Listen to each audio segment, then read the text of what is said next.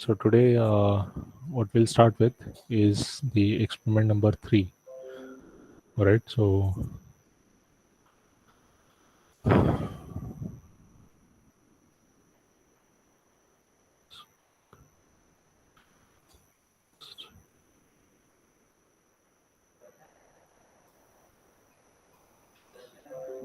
right. As you can see, the experiment number 3 over here says Kubernetes cluster installation. If you look at the um, aim that is described in your syllabus, it will say that the aim is to understand Kubernetes cluster architecture, then install and spin up a Kubernetes cluster on Linux machines or cloud platforms. All right. So this is the aim that we'll establish in today's practical. All right. Um, okay.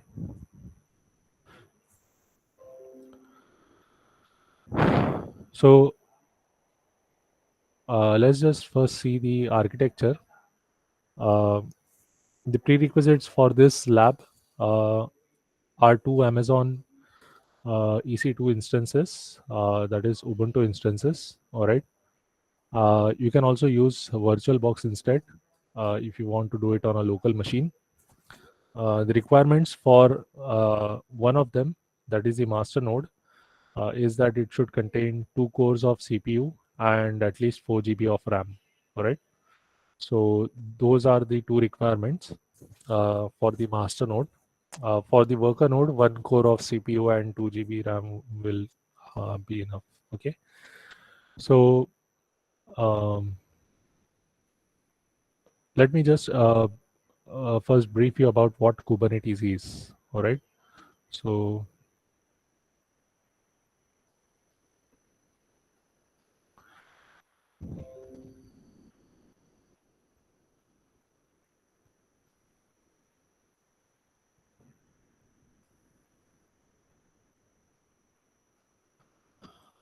Kubernetes is a container management service. All right. So what a container is, you can see in the lab manual that will be shared by your uh, DevOps faculty. All right. So I'll just explain in I'll just give you a brief overview of what a container is. All right. So consider a scenario where you want a web server. All right. A Java web server uh, that that uh, that you design using, say, Spring framework or any of other such frameworks. All right. And you want that to be deployed onto many physical servers, right? Um, the requirement for that web server to run, that is that application to run, web application to run, will be that you require a Tomcat server, right? So Tomcat server will host your application, web application. Okay. Apart from that, you might also require, say, uh, a database to connect to work as a backend. All right. And maybe you want some ports open for traffic that are only accessible accessible from for the outside world. All right. Then some system settings. There are some what do you call prerequisites, that is libraries and all those things that you need to install. Okay, so those configurations, instead of doing all those configurations on every single system, all right, every single server that you want, where you want that application to run, what you can do is you can uh, make uh, make a container image out of it. Okay, so how Docker works, how we use Docker is that you download a ready-made image. For example, you download an Ubuntu image. Okay, then you install Tomcat server. Then you do all the configurations that are required. say you install your database server and all those things. Then you deploy your application. You see, make sure that it works fine. All right. And after it works fine, what you can do is you can make an image out of it. Image is nothing but a blueprint of that running container. All right.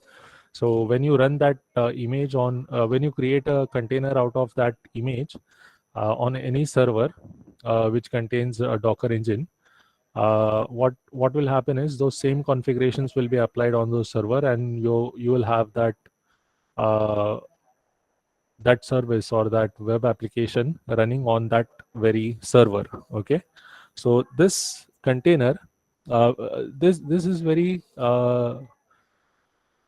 easy to do. That is manual installation is very easy to do when you have a couple of servers to install, right?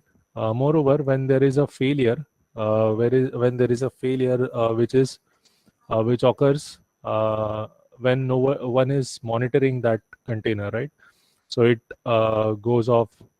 It shuts down suddenly at 3 a.m. in the in at the in night, right? So what would you do, right? You won't be aware of that. So there is something called as container management services. One example of which is Docker Swarm. All right. So Docker Swarm is a container management service which is developed by Docker themselves, right? This one is a relatively new and other new service, and other service that is available is Kubernetes. All right. Kubernetes is highly popular because it is an older it is an older what do you call service provided by Google. Okay, it was developed by Google, and it has been around for a long time, so it is highly in use. All right.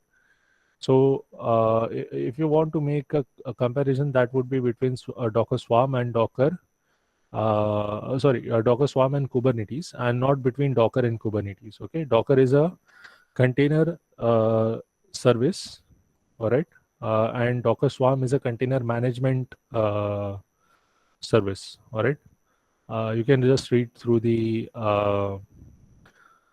description once this lab manual is shared by your DevOps faculty.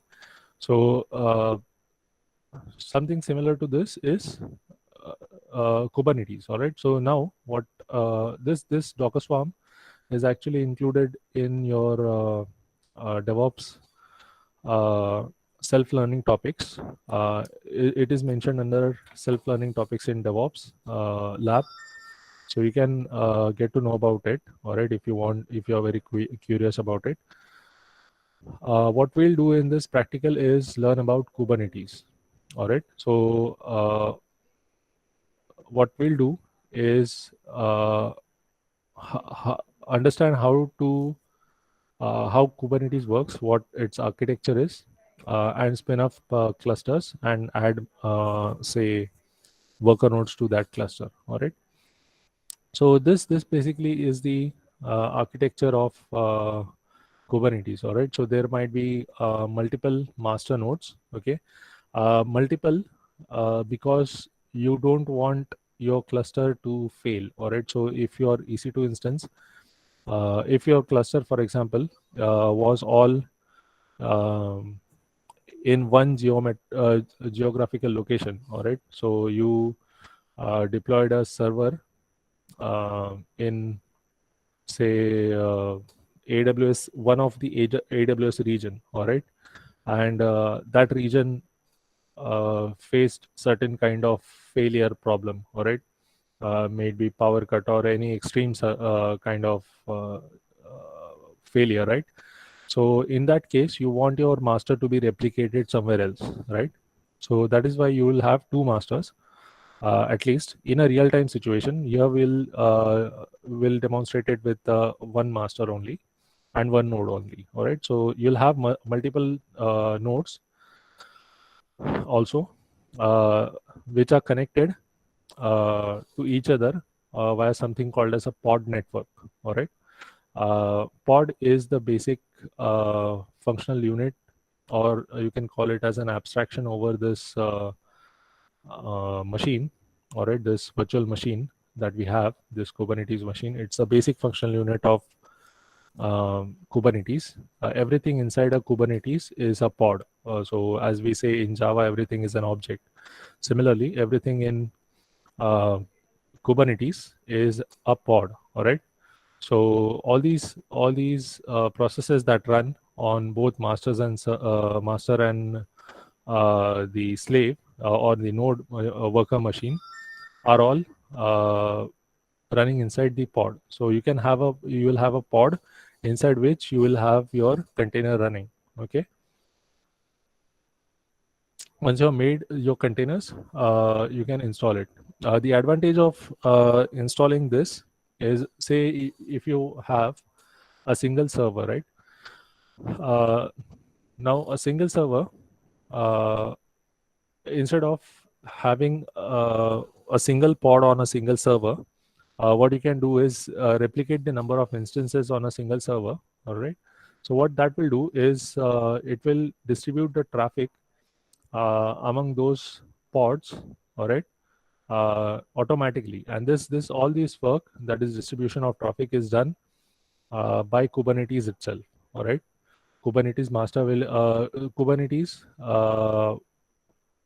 scheduler, sorry, kubelet, the kubelet process, which is the main process in the node, which actually is responsible. So we'll see that function later on when we come to the node function, node worker node. So basically, what node machine will do is it will decide which process it should assign the work, all right, which pod it should assign the work based on the utilization status, all right, and it will distribute the workload evenly. And if it is, we can program it in such a way that if the utilization goes beyond a particular limit, then newer nodes will be added to the cluster, all right, and we'll have scaling up of we can add up new nodes as we want, and the pods or the services that are provided can easily be scaled up so that you don't have any system that crashes down. All right. Also, if one of the pod gets restarted or gets crashed, uh, another pod that is a duplicate of that pod will immediately replace that existing failed pod. All right. So all this functionality is taken care of by Kubernetes. So it is very robust kind of thing. Uh, so it takes care of all the container management uh, processes that you can think of. All right. So let's go to the master node first. The master node has these processes running on it. Okay. There's the API server. You can see the API server, the scheduler, controller, and the etcd. All right. Now, how master works is your client will interact with the master using the API server. All right. So the API server, as you can see in this description, it acts as the cluster gateway. So all the traffic that goes, or all the interaction that the user has with the cluster, is through this API server. All right. And what it does, the interaction can be using the user interface, which is the uh, dashboard, I guess, for Kubernetes. Uh, I don't know what it's called, but there's a user interface which you can open on the web browser, and it has all the information about your nodes and all those things. You can just uh, you can spin more pods and more deployments by using that user interface. Alternately, you can also use the CLI, that is the command line interface, okay, which we'll do in this practical. and you can also use the APIs. All right. So if you have a custom application, you can also add the Kubernetes API inside, which will in turn send the signals to this, send the commands to this API server. All right. What this API server does is it validates your client, so it makes sure that no unauthorized access is uh, done, and it forwards the request to the corresponding service. All right. So if you want new services to be scheduled, then it passes that to scheduler, and so on. All right. So if the state has to be changed, then it will go to the controller manager, and corresponding changes will be done in etcd and so on. Okay. So scheduler, what it does is it schedules new pods based on the node usage. All right.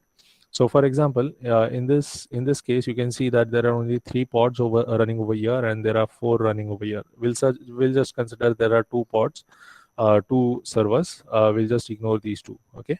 So what can be done is when a new request, when the user wants to scale up the services. Okay. So for example, during weekends, if it if the traffic to this web application is expected to increase, so to counter that traffic, if the administrator wishes to increase the number of pods that are serving the requests, then what can be done is new deployments can be made. All right. Or it can be simply scaled up, right, by the number of replications. So there's the number of replicas that can be specified, and you can just simply change. You can simply make that change in the YAML file, or you can make the change in your user interface. All right. And what Kubernetes will do is, instead of deploying the whole thing again, it will sense what has changed in that configuration file. Okay. So it will detect that the number of replicas has changed from say 2 to 3 or 4 or whatever it is, right? So then it will look for a node which has lower utilization. All right. So physically over here, we can see that this has 3 pods running, and this has 5 pods running, right?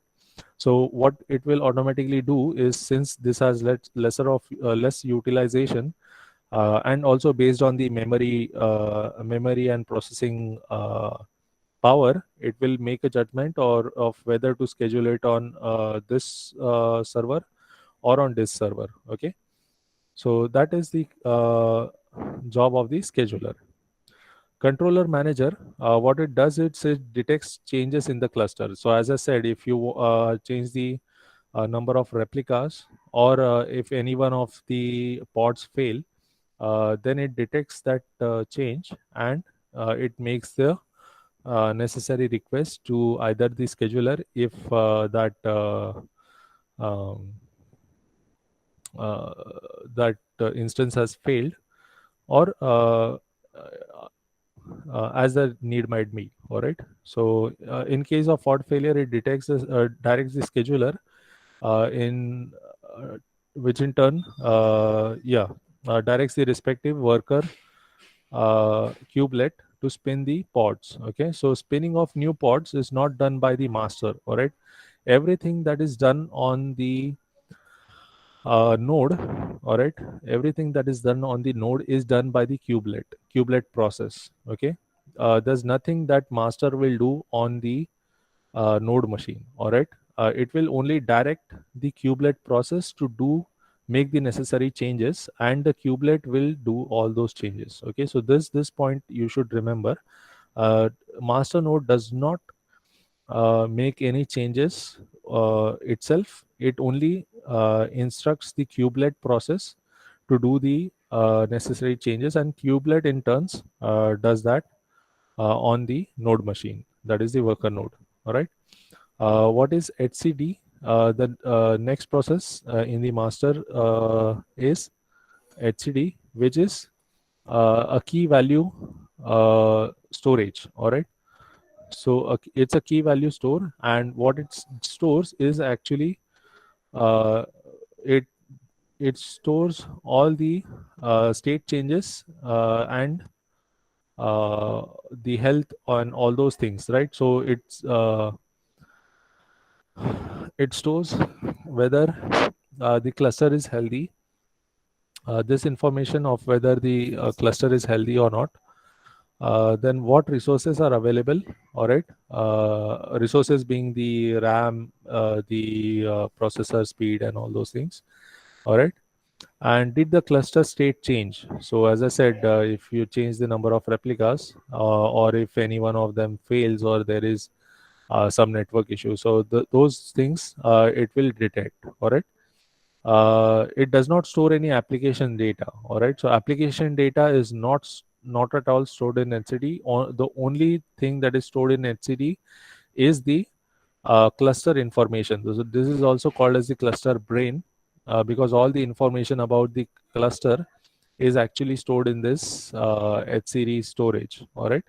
So uh, if there is any change in the cluster, that will be recorded in this HCD storage. All right. Now we go to our our worker node. So the worker machine in the Kubernetes cluster will have these three processes. Okay. Uh, the most important one is the kubelet. Next is the kube proxy, and the third one is the container runtime.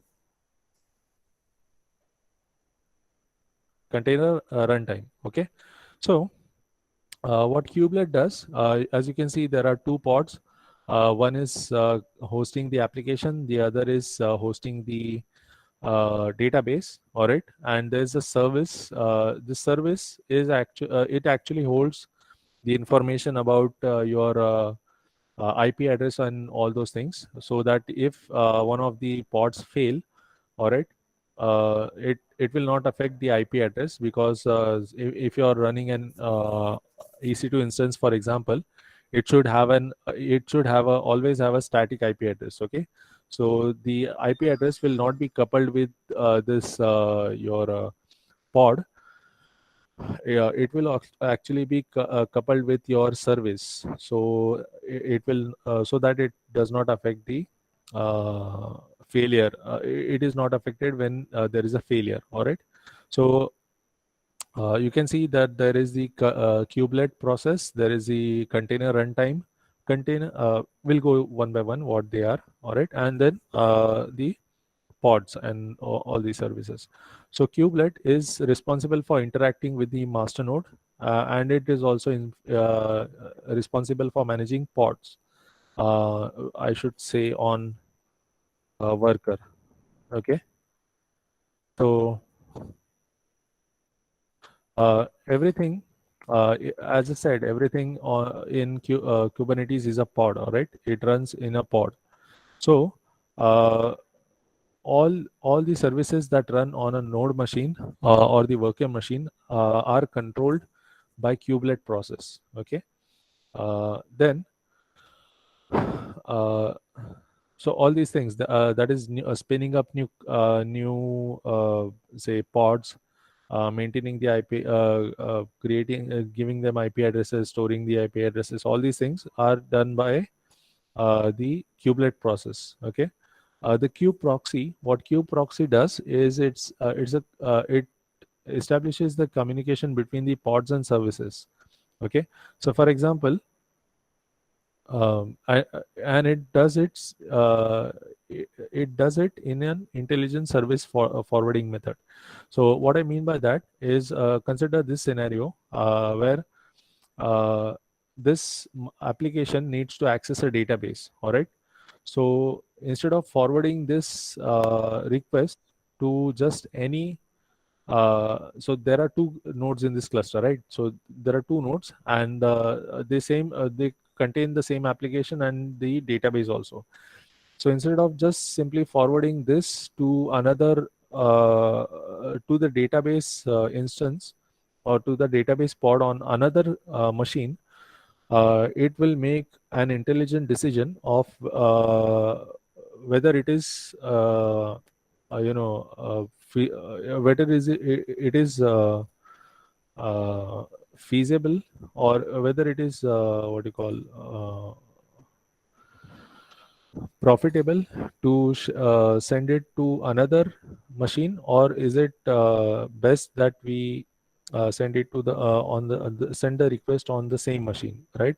Obviously it will be if the load is evenly distributed, then it will be much faster if the request is sent to a pod on the same server, right, on the same physical machine, because it will take less time, as the only network involved is the internal pod network, all right, for this very server, right? So that is what this kube proxy will do, and this is also this is what is meant when I say intelligent service forwarding. All right. Then there is a container runtime which is installed for to support the intended container technology. All right. So the container technology we are going to see is Docker. All right. So that there are various container technologies. You can just search out the names. Uh, but over here, what we are going to see is Docker. Okay. Uh,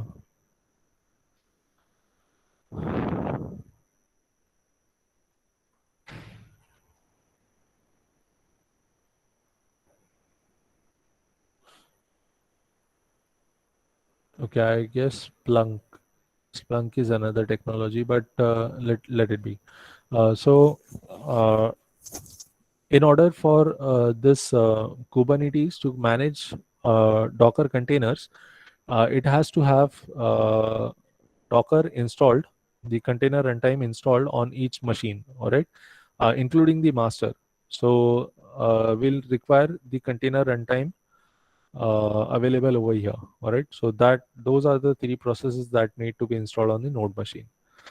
All right, so let's now begin with the practical, okay, that is installing Kubernetes, that is both on uh, master node and on the worker nodes. So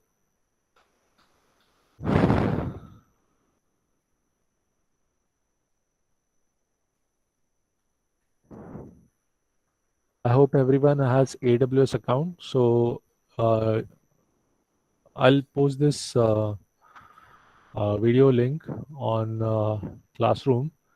You can just try this out by yourself so that you understand it better. All right.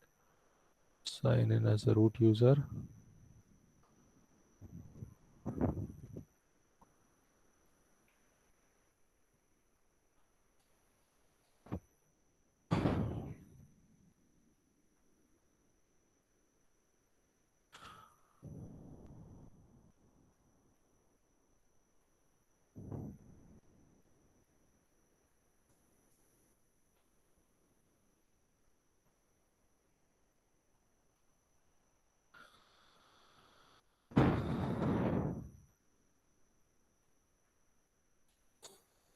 All right. So now I am in my AWS management console. You can see that the region I am in is Mumbai.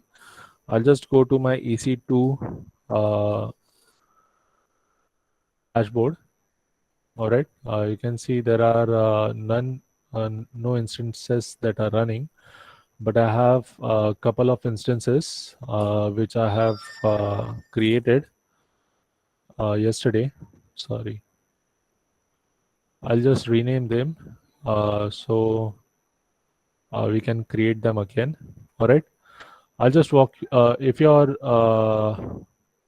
don't know how to launch instances, I'll just show you everything. I'll just show everything over here right now, so you get familiar with everything. Okay.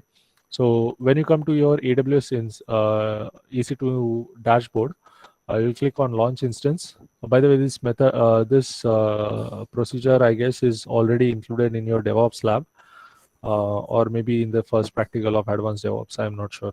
Anyway, so Ubuntu, you'll search for Ubuntu instances. I'll select Ubuntu 16 LTS, which is free tier eligible. Okay. Then I'll select T2 micro. Now observe over here, the CPU is actually one core, all right, and the memory is also 1 GB, all right. So this actually is not uh, what what is required to spin up a Kubernetes master. For a Kubernetes master, you have to have T2 medium, which is 2 cores of CPU and 4 GB of RAM, all right. But we have a workaround for this situation. We can just ignore the pre-flight messages, and we can use it. Since we are not doing it for a real-time server, what we'll do is we'll just ignore the make a way to ignore these warnings. All right. We'll just make a way to ignore these warnings. All right. So for now, we'll just select this T2 micro. uh, Click on next. By the way, if you select these T2 medium, and if you are only running it for like half an hour or so, it will charge you for around 5 to 10 rupees. All right. uh, yeah, if you want to do it, you can do it. You can also do it using T2 micro. So I'm showing you the free version of what you can do. Just click on configure instance.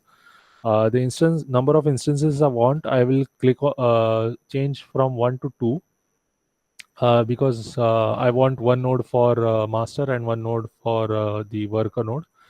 Add storage, I'll keep as it is. Add tags, I'll keep as it is. Configure security groups. Now in this, for security groups, instead of creating a new security groups, I'll select an existing security group, and that is the default security group. Okay.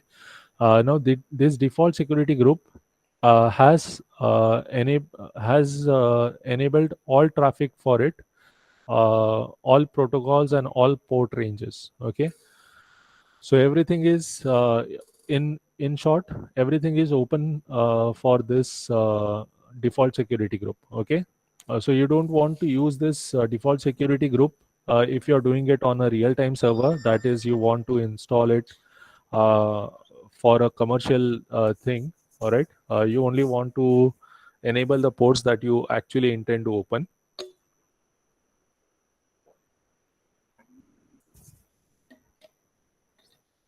But for now, as we are doing it for demonstration purpose, I'll just keep select default. I'll click on review and launch, and when I click on launch, it will say either to choose from an existing pair, key pair, or to download or to make a new key pair. Okay.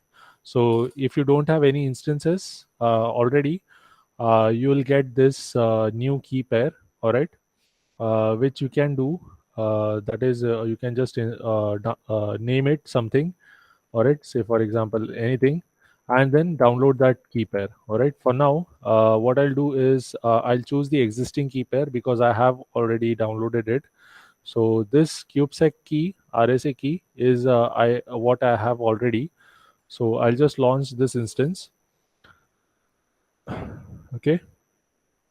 So while you can see that these two are pending, it is launching. While these two launch, I'll make a small change in the this PEM file that I've downloaded. Okay. So this PEM file, if you open up, it has this RSA private key that will be required for login purpose.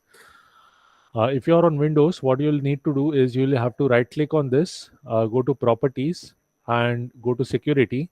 Over here, click on advanced, and over here, just click on disable inheritance. Click on convert inherited permissions to explicit permissions on this object, and then select this once and just click on delete. Okay. Instead of uh, uh, just keep administrator uh, over here. Others you have to delete. All others you have to delete and just apply and save it. Okay, save this configuration. Now this since we did that because this key was too open. Okay, if you try to use this key as it is, it will show that it will show you an error saying that this key is too open and you need to put some restrictions on that key. All right, so that is why we made that. All right, now we'll just rename our instances to master and worker one. Okay, a worker. All right, so we have two instances, one is master and one is worker. Both are Ubuntu. Now what we need to do is we need to SSH into our uh, master and worker node. All right, so one for master, one for node. All right, worker node. So this I'll just make it small, bring it over here. This one I'll resize it and I'll get it over here. All right, so now these are one above the other. All right, now uh, yeah, one thing I'll show you is regarding the setting up of SSH. So if you are on Windows, you just go to all add features. Okay, turn Windows features on or off. Okay, no, sorry, not over here. Features, I guess in apps and features. Over here, you will click on optional features, and in over here, you won't have anything in the. You can click on add feature and search for SSH. Okay, so open SSH. You can select that and you can install it. Open SSH. Initially, you'll have a client also over here. Since I have installed a client, I'll just show you. See, over here I have already installed client over here, so it shows uninstalled. But initially you'll have to go to add features and just add this open SSH client. Okay, and that will enable you to use SSH server. On Windows machine, however, what you'll need to do is just sudo apt-get install open SSH. All right, so that will be all. You can just search in or it on YouTube how to install OpenSSH on Ubuntu, and you will get the link. All right. Now, what we'll do is we'll execute all these commands one by one on our both our machines. Okay. So first, we have created these two instances. We need to log in via SSH. Okay. So to do that, I'll first need to go to this directory, okay, this location. So, okay, uh, this I'll need. I've already copied this path just to just so that I don't waste any times. Okay, so I'll go to my uh, D drive, sorry, D drive, and change directly to Advanced DevOps Lab Experiment 3, and then I'll also need September 5. Okay, so this is the command that you can just either type it or type it one after the other, or just copy this command and paste. Of course, your location will differ. Mine is this, so I've changed it accordingly. So I'll just change my directory to this location over here too. All right. The above one, this one is is intended to be the master. This one is intended to be the worker. All right. So now what I need to do is SSH. So SSH hyphen I space uh, kubesec, is it cube?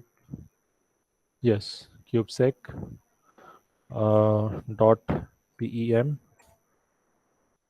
ubuntu at the rate, and I'll need the IP address of the uh, master. Okay, so I have clicked on master.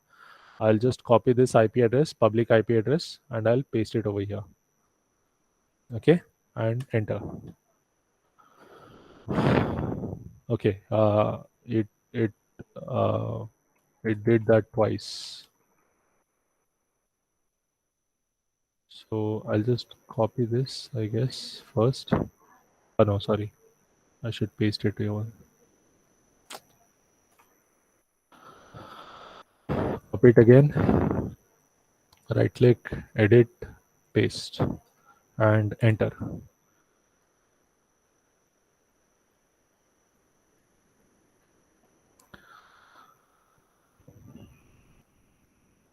It shouldn't take this much time.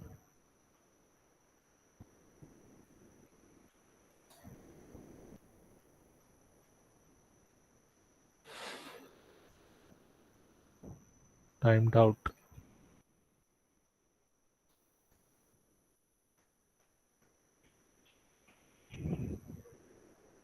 Okay. It has not fully initialized. Once it is fully, all right. What I'll do is, uh,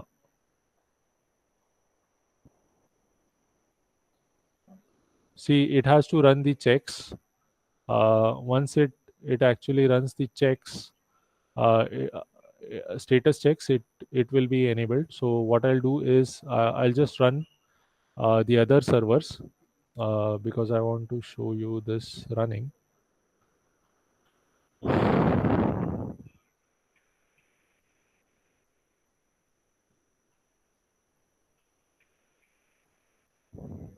I'll just name it as master one. Okay, master one and worker one.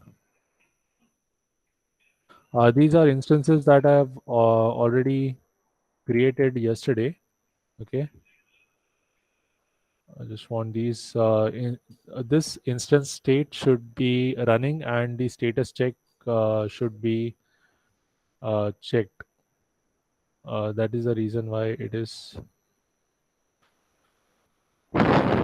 not yet complete. We'll just refresh it to see. Okay, the below workers are ready. So we'll just click on master. Since it's security, it has passed the security. Now, if I just run this command, it should take me, it should start the process of logging in via SSH.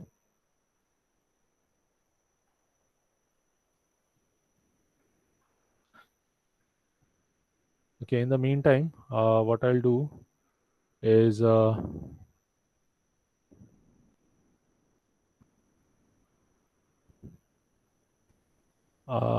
enable this attendance form so you can fill your attendance. Okay, because if the time exceeds, maybe it will exceed for like 5 minutes or so. So I'll enable this so you can mark your attendance side by side. CLS.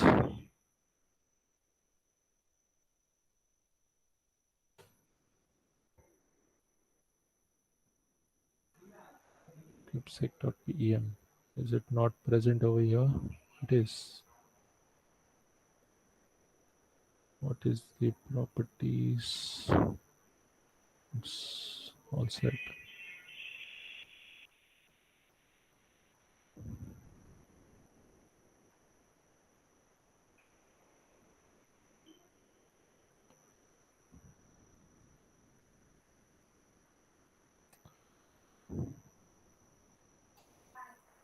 Okay, I should have all these instances running beforehand.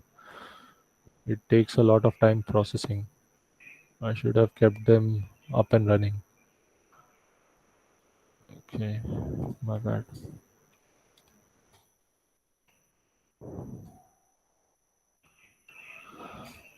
Let's just try for the second one if it works. So worker, uh, I'll copy this public IP address, go over here, ssh hyphen I uh, kubesec dot pem to at the rate IP address, enter. अरे यार, SSH.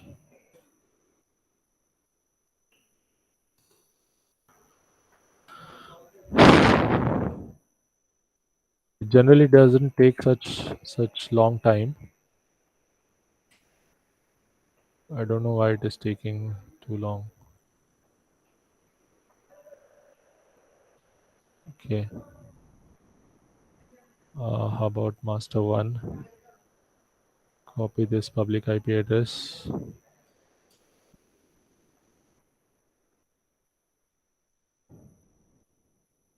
Okay. So it is working for master one, and now we are logged into master one. We'll check for master worker one. Copy the IP address and SSH over here for worker one. Okay. So these are the instances that I created yesterday. I guess it takes a lot of time to initialize it when you create it fresh. All right.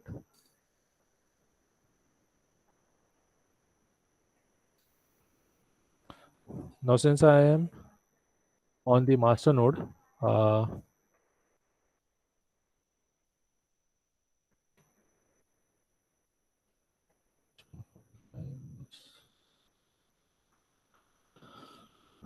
all right, I'll just show you the commands on master, and the same commands have to be run on the slave, except for one last command, which we'll see. So first, what we have to do is install app transport HTTPS package, and this is used for securely passing your data via SSH. Okay. So first, what I'll do is log in as a super user. All right. Then let me just try it if it works. Then I'll just update the app repository. Okay. After having updated the app repository, you can just read the description. It says the app transport allows you to use the repository accessed via HTTP source protocol, also referred to as HTTP over transport layer, this service. Okay. So just copy this, install it. Since we are going to, it will say that it is already installed because I have already done that. Then you have to install Docker. Of course, all these steps I have already performed. So it will say that it has already installed. You can see that it is already installed. Zero. It's already to the newest version. All right. I'll just press Control L and show you the Docker version. I'll just run through the commands. Okay. You can see the Docker version. I'll just start the Docker service. That is the Docker engine.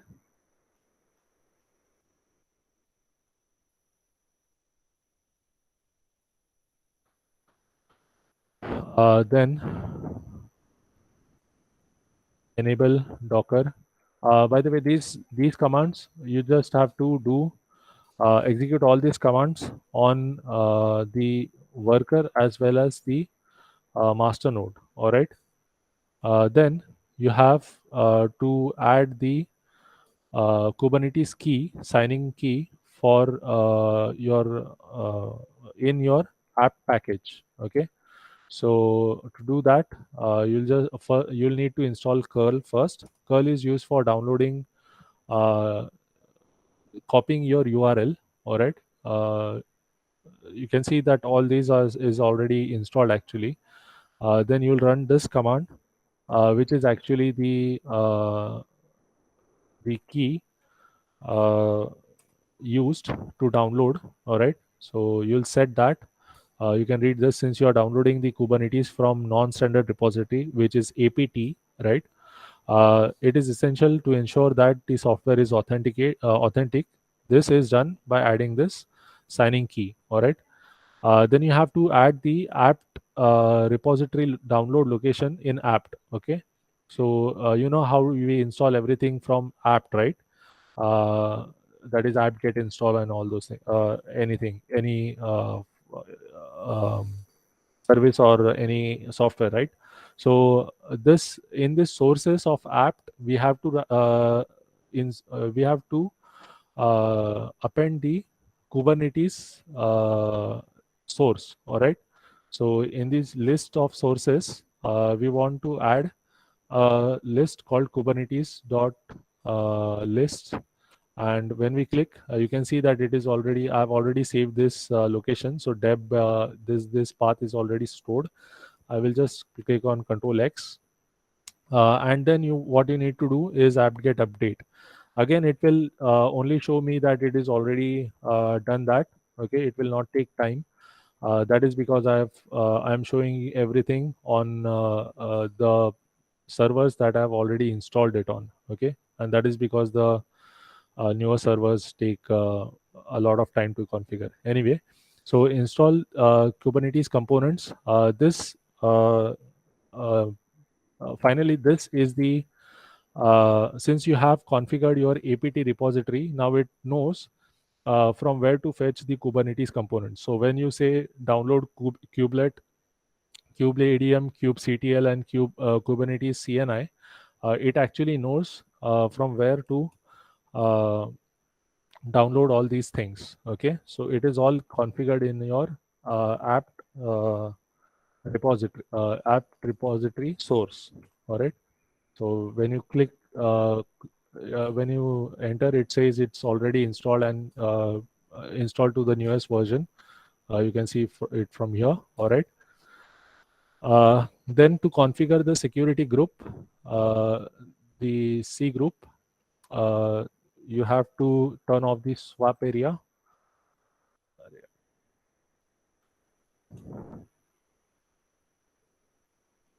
Copy. Okay. Turn off the swap area. Swap area, if you have seen while installing Ubuntu anytime, it is required. It is kept by default. It is around 500 MB or so. All right. Uh, if you have ever done Ubuntu installation, you will have a root directory where all your files and folders will be stored, and there will be a swap area. All right. Then you will append. You will modify this fstab uh, file just uh, just to see that whether it contains any swap information. All right. So if there is something like this, swap image, none swap, you will just append a comment before that to comment that line. So since we do not have anything like that over here, we'll just skip that. Okay. I'll just press Control L again. Then, since you have modified Docker, since you need to modify Docker, what you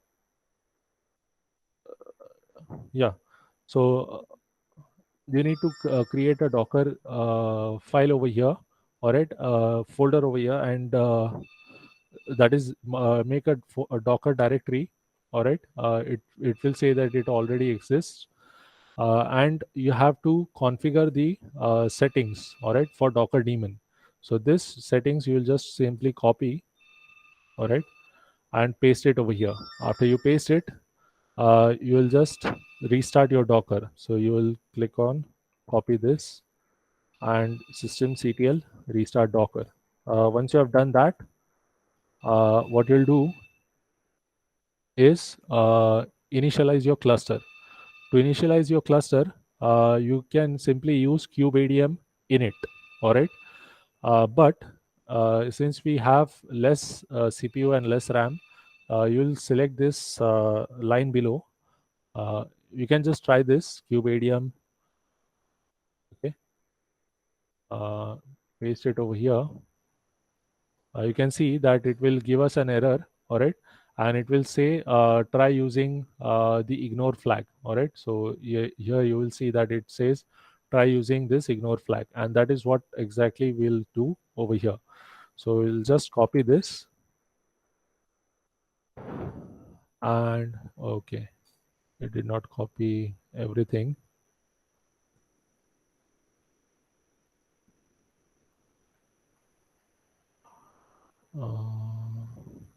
We'll see.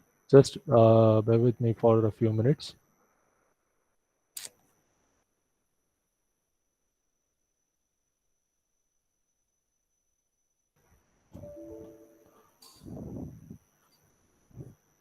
All right. It all right. Once you do this, it will take some time and it will generate a key. All right. So it will give you this Cubadium reset is actually used to reset the cluster. So if you want to delete that cluster, you can simply uh, do that uh, using this Cubadium reset. All right, and as you can see over here, it gives you a bunch of instructions after this. To join a cluster, you will copy this token that it will provide you.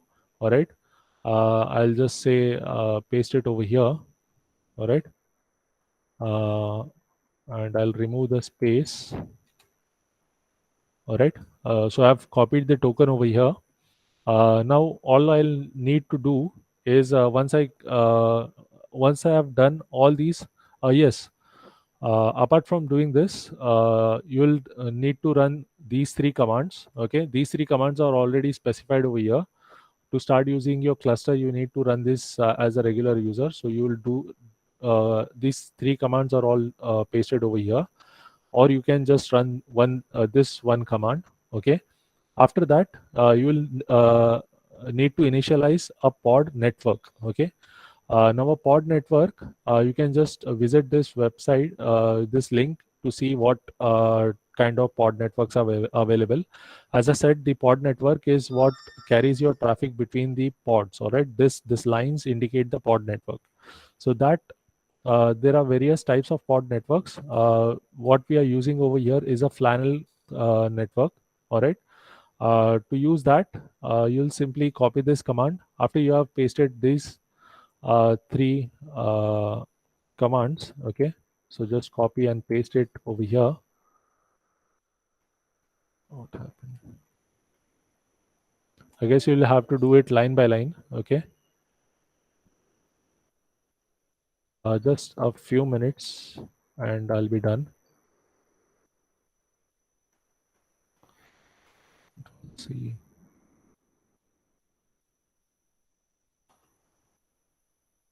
Say yes, because I already have this. It says do you want to overwrite it, so just say yes. It will not show when you are running for the first time, and then paste it. Yes. All right. After doing this, just apply your pod network. Okay. And after you have, it says the flannel is created. All right. What you can do is you can just copy this token that you have copied, and uh, mind you, everything till this point is also has to be carried out on your worker node. Okay. So you'll run everything on the worker node as well. And after doing that, what you'll do, yes, sorry, till this point, you'll do everything uh, on the master as well as the worker. And after this point, you'll do only on the, it's all marked over here. You can just, this part you will just do on the master, and then this one on the worker. And after you have done doing this, you can just run this command to see what all cluster nodes are all joined to your cluster. Okay, so you can just paste it or just type kubectl get nodes, and it will give you the nodes. So since we have only one master node, so it shows the IP address and the status it's as running. All right. So this was about the first practical. I'm sorry, it did not. I had to rush through it, but if you have any doubts, you can ask very quickly. Otherwise, you can go on to your next practical.